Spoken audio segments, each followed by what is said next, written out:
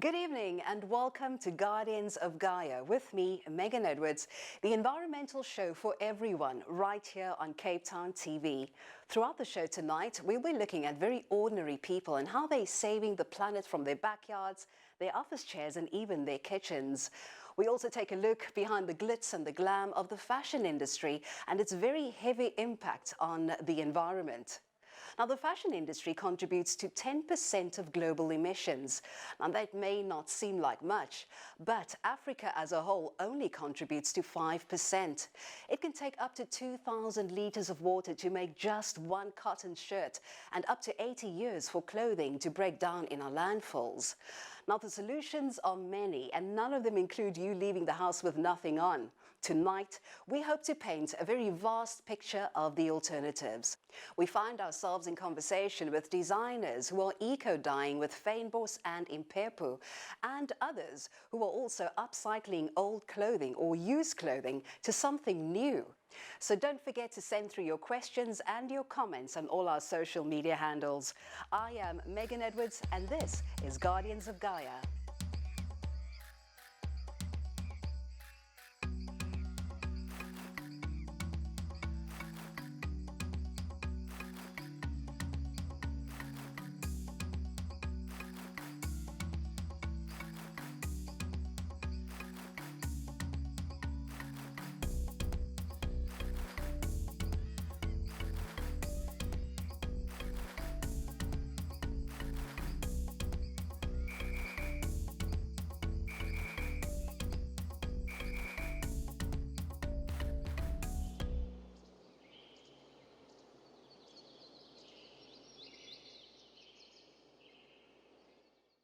Before we head into this week's show, let's have a look at this week's newsfeed. Cape Town artist Lizzie Kruger is known for using locally harvested plants and materials to create eye-catching masterpieces. She merges organic and inorganic materials into new hybrid art forms. Artists can begin to think about where they get their materials from, how the material's been sourced, what are they made from, what's the process that is for making that material. Is it very toxic? Have you perhaps already got materials that you can make things with? Do you need to buy something new? I only work with materials that have been rubbish, basically, and turning them into new creations. So really thinking about how different materials can be used in different ways and capitalizing on their kind of characteristics. Also thinking about how far have the materials traveled to get to you? Have they come from overseas? Have you had to drive very far to go and get them? I'm thinking about your oil consumption, your carbon footprint, any kind of poisons. You're thinking about social sustainability. Who made that material? Were they paid properly? All those kinds of questions. So thinking beyond just what's in front of you. Kruger's latest work formed part of the International Public Arts Festival, which was held in Salt River. She's part of a collective of artists intent on creating environmentally friendly spaces where creativity can flourish.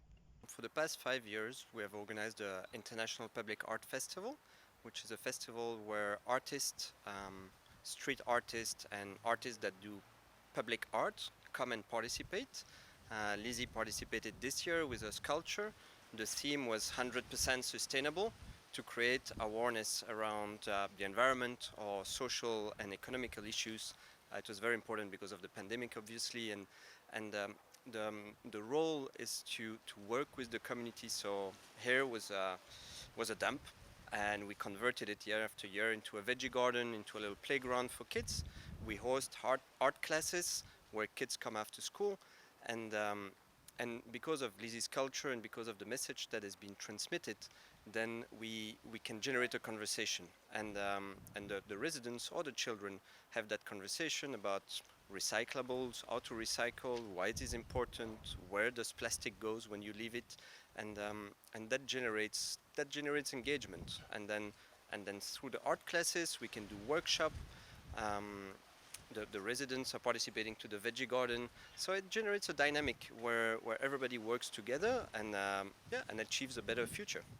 Kruger says she'd like to see more artists integrating sustainability into their work. The first thing that comes to mind is that all of this stuff was just made from rubbish. I'd literally found at a dump. And so to use what you've got already, to think about what's in your environment, you don't have to go and spend loads of money to make something. So thrifting has definitely become one of the coolest ways to be more sustainable over the past couple of years. Not only do you look amazing in your 70s outfit, but you reduce chemical pollution, which involves the dyeing of clothing. You also lower your carbon footprint, you support water preservation, and also decrease landfill waste as less gets thrown away. So tonight, we head over to Observatory right here in Cape Town to have a look at the thrift culture. Okay, what I do is I sell thrift clothing, and thrift clothing is pre-loved clothing, but stylish clothing, and they're still in good condition, and we bring them back to life at times because you find rare pieces and then you bring them to the people and just to promote individuality, and people can have something that is relative to their personality.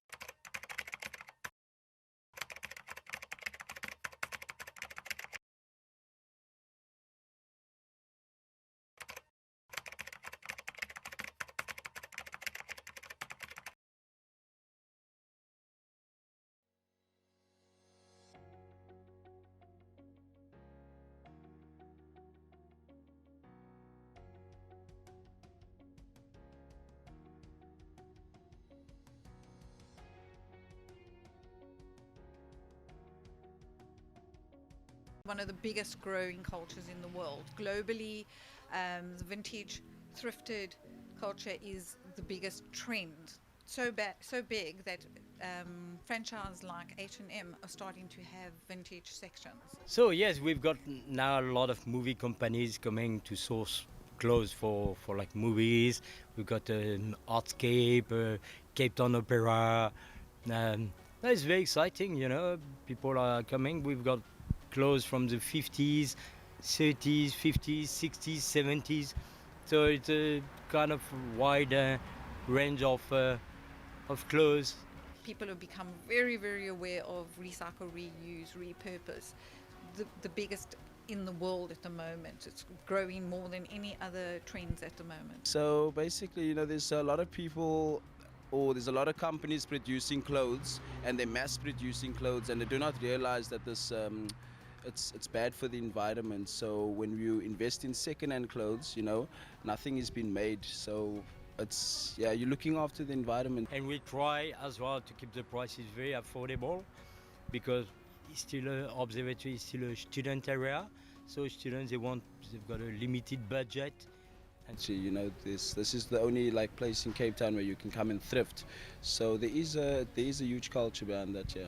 Definitely. Because I see he always wears like cool clothes and he always tells me that they thrifted, so I wanted to like come through and see like what they have, and I always heard that they have like good vintage clothes and like cool like pieces that you'd find for like 500 at the mall. You can get them here for like much cheaper. The third most contributor, if not second, is textile waste. So if we can keep clothing in rotation, we keep on loving our clothes and pre-loving them and giving them away and then just reusing them, we can help a lot and we can save a lot. So that is why thrifting is important to me and also part of what I just done. Though thrift shopping is one definite way to become more eco-friendly and more sustainable, second-hand clothing, on the other hand, is not inherently eco-friendly. We head over now from Observatory Cape Town to the Kantamantu market in Accra, Ghana. Here, 15 million items of second-hand clothing pass through this market every week, while millions of kilograms of second-hand clothing from the US is dumped in Ghana every year and is polluting the oceans and the land.